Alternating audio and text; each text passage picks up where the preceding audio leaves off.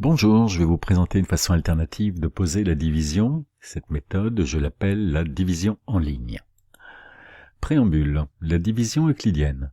La division euclidienne dit qu'à toute paire de nombres A et B correspond une paire de nombres uniques Q et R tels que A égale B fois Q plus R fois 1. A est ce qu'on appelle le dividende, B le diviseur, Q le quotient et R le reste. Illustration. Le dividende grand A est la surface du rectangle vert. Nous allons modifier la forme sans modifier sa surface. Donc je duplique la surface grand A et je vais la couper à la hauteur de B, le diviseur. Je fais décaler la partie qui est au-dessus de B et je la mets en bout. Je me retrouve avec une surface identique, mais de forme différente. Je vais à nouveau couper à hauteur de B et déposer sur le côté, à droite, ce qui dépasse. À présent, je me retrouve dans le cas où je n'ai plus rien qui dépasse, donc je vais pouvoir identifier Q, qu'on appelle le quotient. B fois Q représente la surface du grand rectangle, et R fois 1 représente le petit rectangle. Donc je l'ai adapté comme vous voyez, ce qui était en dessus, là j'imagine que je complète en prélevant dessus pour arriver à la largeur 1.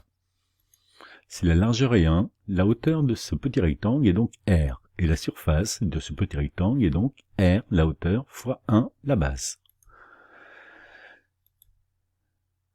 Je résume donc l'expression A égale B fois Q plus R fois 1, avec deux conditions. La première, c'est que B doit être différent de 0, car je ne peux pas faire une surface si j'ai la hauteur nulle. Deuxième condition, il faut que le reste, donc R, la hauteur du petit rectangle, soit comprise entre 0, elle peut être nulle, et strictement inférieure à B, car si elle atteint B, je ne fais que prolonger la surface du rectangle B fois Q. Le reste R, dans cette expression, a les mêmes unités que le diviseur B, c'est-à-dire que R et B sont toutes deux des hauteurs. Autre formulation, avec A égale B fois Q plus R, donc deux conditions, B différent de 0 et R inférieur à B fois 1, car vous voyez que cette fois-ci, je n'ai plus que R, je n'ai pas le fois 1, ce qui veut dire que, comme j'additionne B fois Q et R, et que c'est égal à A, ça veut dire que A est une surface, donc R dans cette expression est une surface, et non plus une longueur comme tout à l'heure, et B fois Q est une longueur. Donc, dans ces conditions, il faut que R soit compris entre surface nulle et la surface B fois 1. Donc, le reste R a les mêmes unités que le dividende A. Exemple. 15.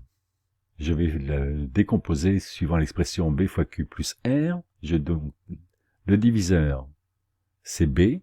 Donc, pour arriver à 15, il faut faire 3 fois 4, 12, plus 3, égale 15. A, le dividende, est égal à 15. Le diviseur, c'est B égale 4. Le quotient, c'est Q égale 3. Et le reste, c'est R égale 3. 15 est égal à 2 fois 7 plus 1. Identification, A toujours égal à 15, B diviseur égal à 2, Q le quotient égal à 7, et R le reste égal à 1. Dernier exemple, 15 égale 5 fois 3 plus 0. Nous avons alors cette fois-ci A toujours égal à 15, B le diviseur égale 5, Q égale 3 et R égale 0, inférieur à 5, c'est correct. Présentons maintenant la division en ligne. Pour l'exemple, nous avons divisé 34,7 par 7. Nous utiliserons la formulation A égale B fois Q plus R avec R qui est de même unité que A. Traçons un tableau à 5 lignes. 1, 2, 3, 4, 5. Je place dans la première ligne les dizaines, les unités et le nombre de décimales. Cette ligne est facultative, mais c'est juste pour nous repérer dans la démonstration. Elle permet également de situer la virgule entre les unités et les décimales. Sur la seconde ligne, nous plaçons le nombre à diviser. Un chiffre par colonne, donc 34, je rappelle que la virgule est ici, 34,7, et je vais compléter par des zéros pour toutes les décimales successives qui sont nulles. Je place en première ligne le dividende, grand A, en troisième ligne, donc A étant 1, 2, troisième ligne, R, le reste en quatrième ligne, et Q en cinquième ligne. Et nous allons maintenant repérer les résultats des divisions successives, divisions euclidiennes. Nous établissons la table des 7 dans un coin, bon, censé être connu, et c'est parti. La division euclidienne, donc je prends le 3 dizaines divisé par 7. 3 est égal à 7 fois 0 plus 3. Donc le reste est à 3 et le quotient est à 0. Les 3 dizaines deviennent 30 unités auxquelles j'ajoute les 4 unités du 34,7. Donc je vais faire la division euclidienne de 34 par 7. 34 égale 7 fois 4 plus 6, car on voit que le 34 est compris entre le 28 et le 35. Donc 4 fois 7, 28, 28 plus 6, 34. Donc le 6 et le reste, et le 4, je le mets dans le quotient. Les 6 unités deviennent 60 dixièmes, auxquels je vais ajouter les 7 dixièmes de 34,7.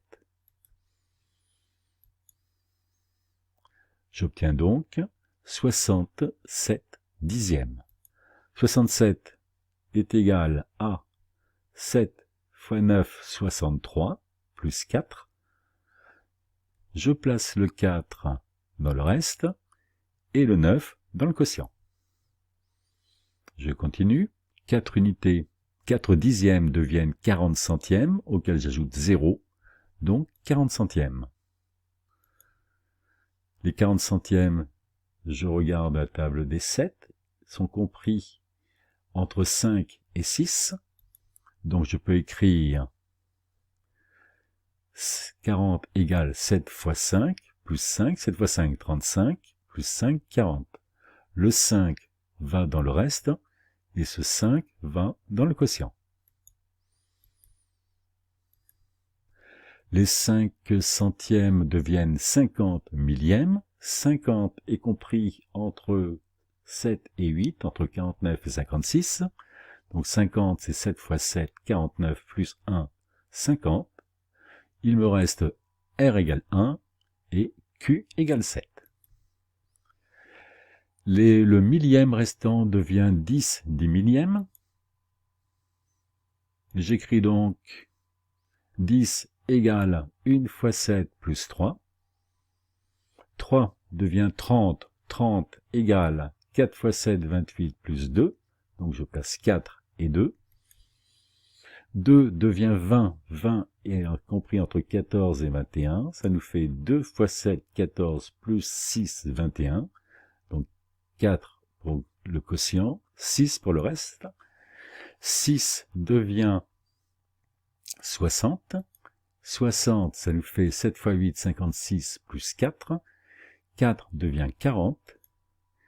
Et 40 est égal à 5 fois 7, 35, plus 5, 40. Je remarque que je retrouve en colonne 8 la colonne 2. Donc, la série 5, 7, 1, 4, 2, 8 est une période qui se répète indéfiniment dans la division.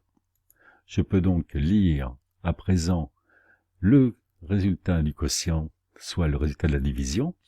Donc 4, je rappelle que la virgule est située entre unité et première décimale. Donc, la division de 34,7 par 7 me donne 4,957, 142, 857, etc.